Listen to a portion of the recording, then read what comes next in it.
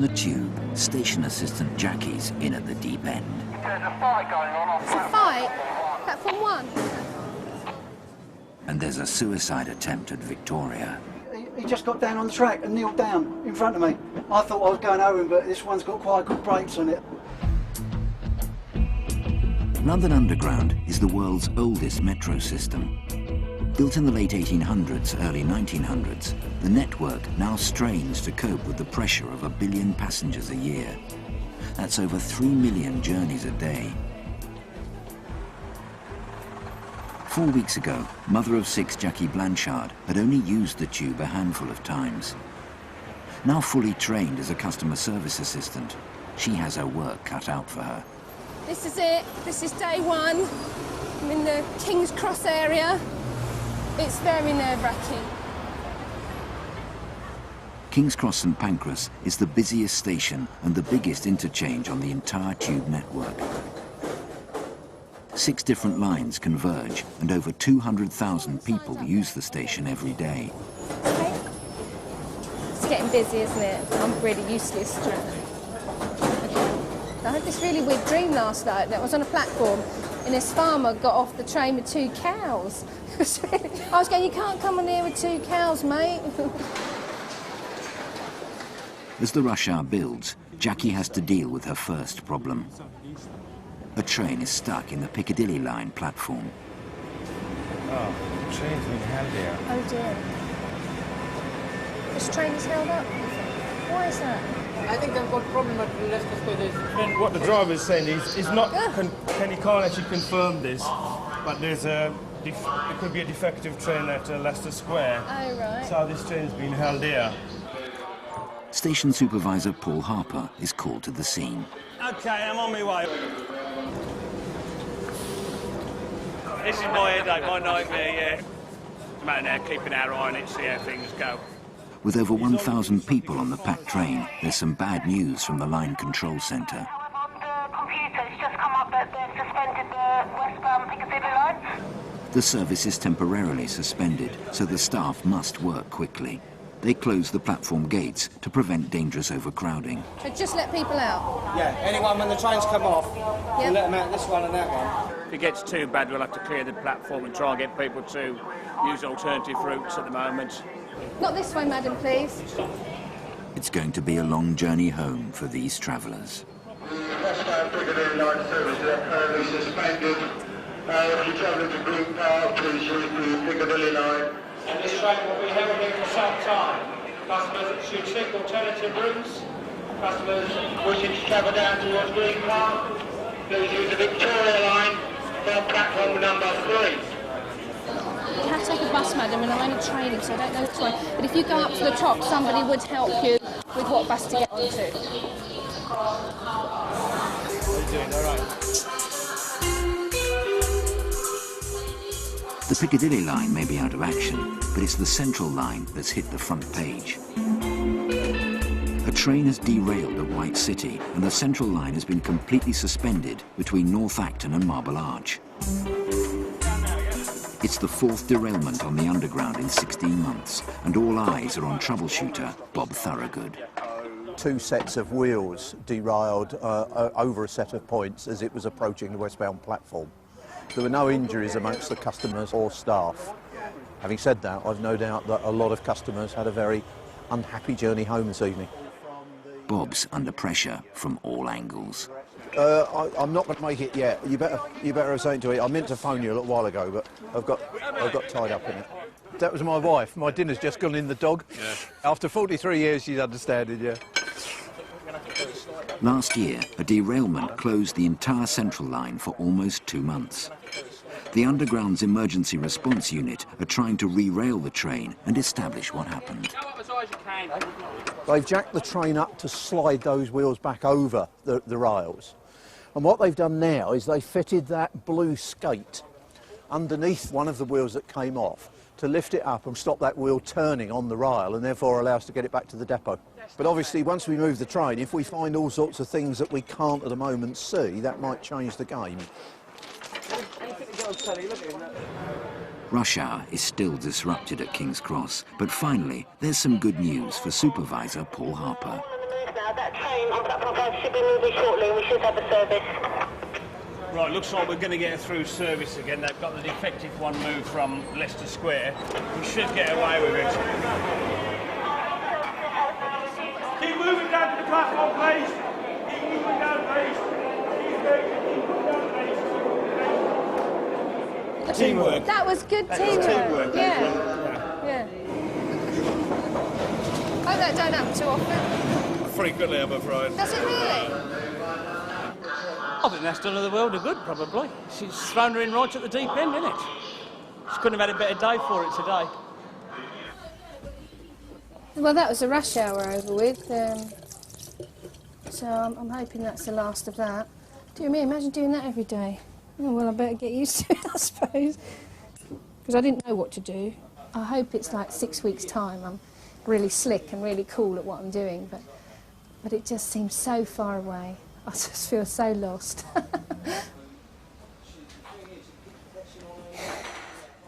But there's no rest for Bob as his team try to move the damaged train.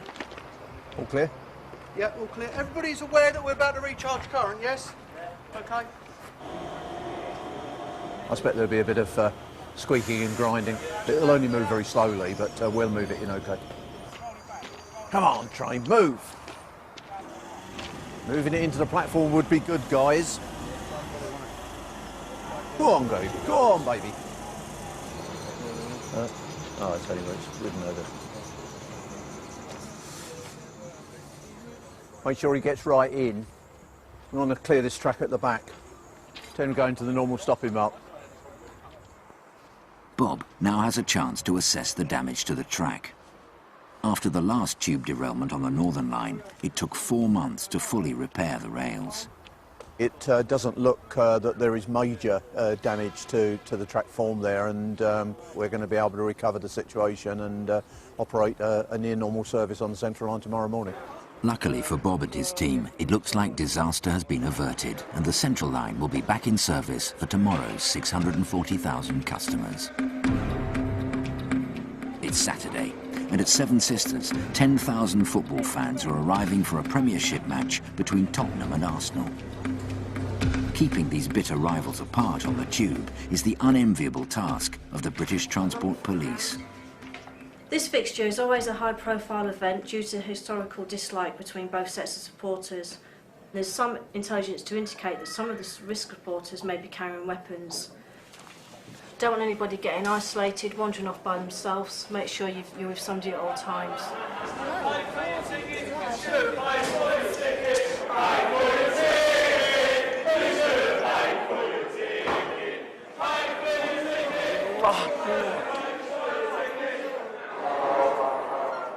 PC's Craig Hare and Paul Hendra are on the lookout for potential troublemakers before the match starts. We've just been informed that a Section 60's been authorised, which basically gives us the power to stop and search people to look for weapons, because we believe there may be pre-planned disorder prior to the match. We're looking for knives, we're looking for baseball bats, you're looking for pens, you're looking for concealed weapons, knuckle dusters, anything, absolutely anything. No weapons were found on these fans. Out of a possible 30,000 people, you've managed to search a tow. How's that meant to stop? Your words to me, but don't rush. Take your time. You can't have it all. Absolutely, mate. No, you're quite right. Thank you. But with thousands of rival fans about to descend on Seven Sisters, the day is far from over.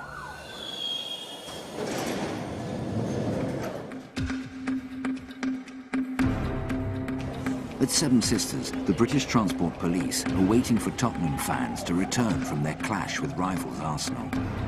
The game has been drawn, but the result means Arsenal have won the Premiership.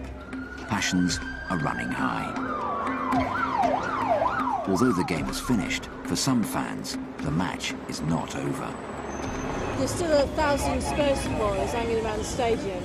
Yeah, and they've been cordoned off and segregated by the police to keep them apart, so we've still got quite a lot of people to come back from the station. Right. And there's been a little bit of sporadic disorder around the ground and the surrounding streets, just people running around really. So we don't know where those people are going, whether they're going to go to Tottenham Hale Station or whether they're going to come down to Seven Sisters. So until the stadium and the surrounding streets are completely clear of fans, we need to keep a presence at the station just in case they turn up here.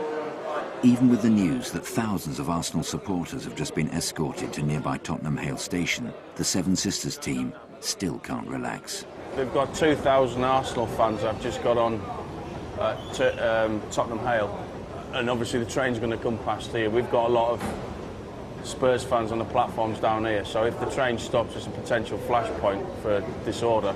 So we're going to go down on the platforms. It's not actually meant to be stopping, the train's meant to be non-stopping. So we're just going to make sure that that happens.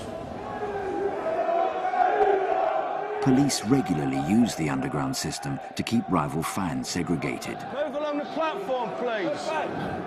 Dedicated trains are used as movable crowd control barriers.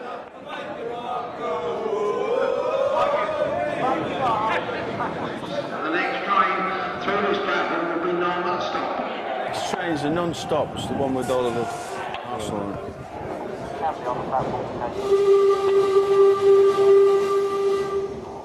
The platform is packed with Tottenham fans as the train full of Arsenal fans pulls in.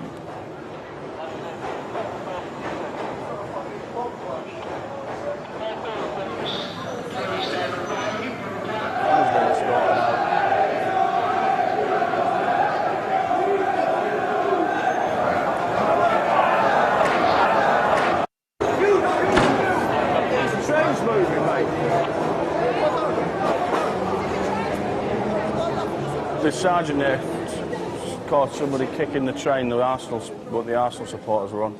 I mean, you saw them as they were on the platforms, banging the door, trying to provoke them. I think if the doors had opened, we might have had a serious public order situation on our hands. The crowds have dispersed, but the police are in no hurry to leave. Wait, there's another one in a minute. What are you doing? I'm taking you away from the train, mate, and the fence to stick your foot in the door, all right? Is it really? Yes, it is. Well, you'll get on the next one, won't you? There's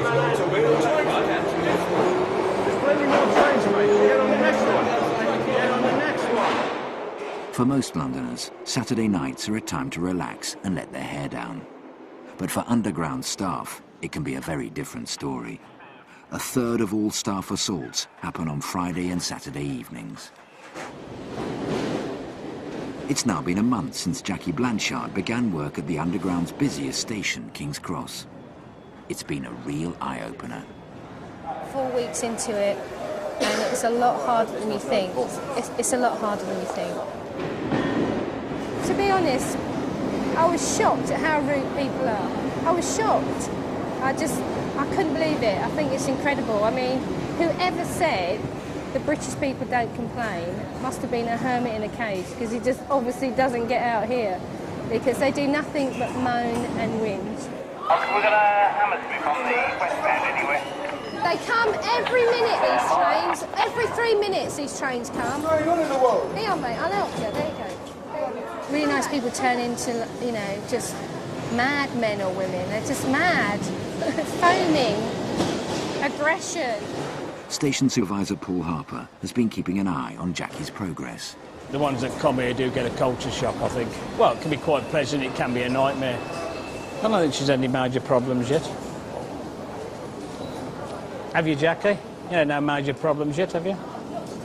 No, I mean, since you've been here. No major problems. Nothing major.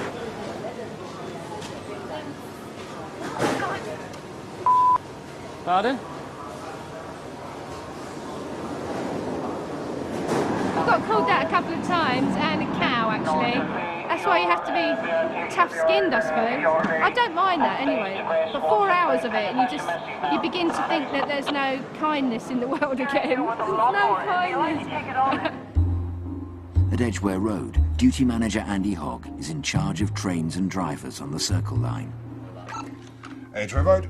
There's been an attempted suicide, or one under, at Victoria. The driver has taken the train out of service and is on his way back to base.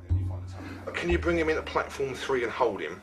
I don't know if he's going to be in a fit state to carry on. At the moment, we've got no spares. He's desperately trying to put one away early and get a driver back, because that's going to completely shaft us for the night if he wants to leave the train here. Some drivers it affects quite severely. Some drivers, it's nothing. It's part of the job. He's running the train empty, which gives you a fair indication that he's shaken up. We may have to get him a cab and send him home.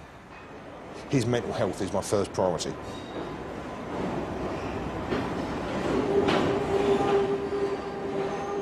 For this driver, it's not the first time it's happened. It never rains, but it pours. Look. How you feeling? Very shaky, yeah? Just brought it all back from my previous one under. From the wonder. Okay. Right, what I'll do is I'll run down with you down to Hammer. Off we go. It was 2/3 of the way round, and I was slowing the train down anyway because I never come in there fast. And he just looked at me and he just got down. And So you actually saw him climb down? He wasn't already on the track when you actually came into the platform? No. It was about from here to there when I saw him, and he just looked at me and he just got down on the track and kneeled down in front of me. Of course, straight away into emergency, and I literally stopped about 10 to 15 foot from him.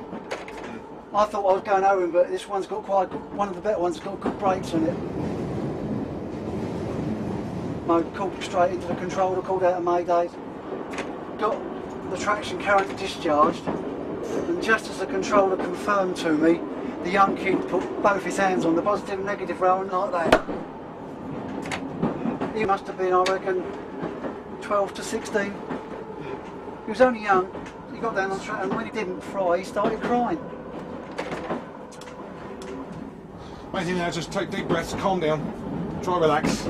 Let's get the train away and we'll get back to Edgware Road and we can just sit down and have a cuppa and have a chat about it, okay? I've been a driver myself and I've been in the situation that Alan's in. It's a bit of a shock. I mean, I've had 3 platform strikes where I've actually hit people actually on the platform itself. And I think the shock comes because it's instantaneous. There's no prior warning, it just happens and you've got to deal with it straight away. Especially if someone jumps in front of you. Luckily, Alan was on the ball today and he managed to apply all the brakes and stop the train. But we had situations where people jump in front and there's nothing the driver can do and you feel completely impotent to do anything about it. The only thing you can do is hit the brakes and just look away.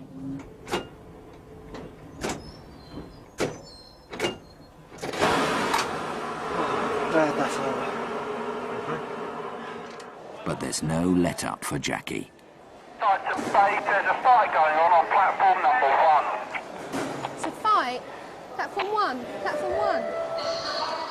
I don't mind drunk people, but the younger ones are more aggressive, and I don't like that. I don't like the aggression that comes out in them, and they're unpredictable then. Well, funny, we've just been assaulted on a train. Okay. Do you want a first aider? Yeah, can we? Who's just assaulted us on a First aider, train? mate. What? Do you want a first aider, sir? I actually felt sorry for the girls. They were very shaken. People get very aggressive if they've had too much to drink. You only have to look at them the wrong way, and that's what happens. Any train, mate? Be good, take care. Do you want some help? I just didn't feel confident about keeping the train in service, especially after what's happened. It's, you know, the shock as well, and the majority of the passengers were all right. But as I say, there was a couple that come up to me and said, well, why are you taking the train out of service? Like, you know, I tried explaining to them, why me? Some train operators never drive again after a 1 under. Andy is keen to get driver Alan Jacks back in the cab. My main concern now is basically just Alan's welfare, to calm him down, initially get all the information out of him so that we can write the full report. Just now do that for us. Get any more details off of you. He won't carry on the rest of his duty. I mean, I wouldn't let him carry on the rest of his duty because I think he's too shaken up. I've seen people never drive a train again. Other people wouldn't even have detrained their passengers, would just carry on. It all depends on the individual person. After having your first 1 under, which was 5 years ago, even now, when I come into platforms and you see someone right on the edge, you're thinking, is he or isn't he? You know what I mean? Yep, sign your life away. Yeah, they had to drag him off the track. He didn't come off of his own accord. They had to drag him off the track. And that's when he started shouting and hollering and waving his arms and everything, so... Yeah. OK. The district line controller and the Dom are incredibly impressed with what you did. And from what you told me and from what they've told me, it was only because you got the mayday out quick. that when he actually did touch the juice rail, you'd actually got the traction current discharge. If he'd delayed, he could well be dead. So on their request, I'm going to be writing you up for commendation, okay, for your actions, on your swift actions, okay? Because it's only your swift actions that these guys are still with us, okay? One thing to remember, I don't think this is something that's going to eat at you and grate away at you, because I don't think you're that sort of person. Knowing you personally, I don't think you're that sort of person. But if it does, don't suffer in silence. There are people here to help you, and we want to help you because we want to, we want to get you back driving trains. Okay. Just get your cab and get you home. Okay. We've got now Alan, who's suffering post-traumatic stress. He could be off for a couple of weeks, we never know. I've now been tied up for 2 or 3 hours, and I've got to write the report on it and the paperwork. We had a train that had to go empty from Victoria right the way round to Hammersmith without passengers, which cost money. So that adds up to, well, you did the maths, several £1,000s worth of cost. All because this guy jumped down in front of a train and wanted to kill himself. At King's Cross, the last trains of the night are about to depart. I was really expecting it to be bad. It's been okay. I mean, there has been some ugly moments, but they didn't involve me, so so I think I've got off lightly. That's how I feel. I've actually got off lightly. I was so excited that I got this job at London Underground, so excited. And now it's like reality check time. I don't want it to get me down. That is one of the things that worries me, is that I'm just going to end up some sort of old cynic, you know. I don't want to end up like that. I want to overcome it. I want to overcome it. After a tough start, Jackie has settled in and is now looking forward to a long career on the tube. Little update there, madam, on how... Next time, customers reach breaking point at Brixton. Basically, it feels like this station will never, ever, ever be finished. And a surprise visitor at Canary Wharf. Hi, Mr. Mayor. Nice. Very welcome to Canary Wharf Station. I think I need a cigarette now. Yeah. Tonight at 8 over on Sky Rule Lives, with new terminal rules in place, the temperature's rising in airline.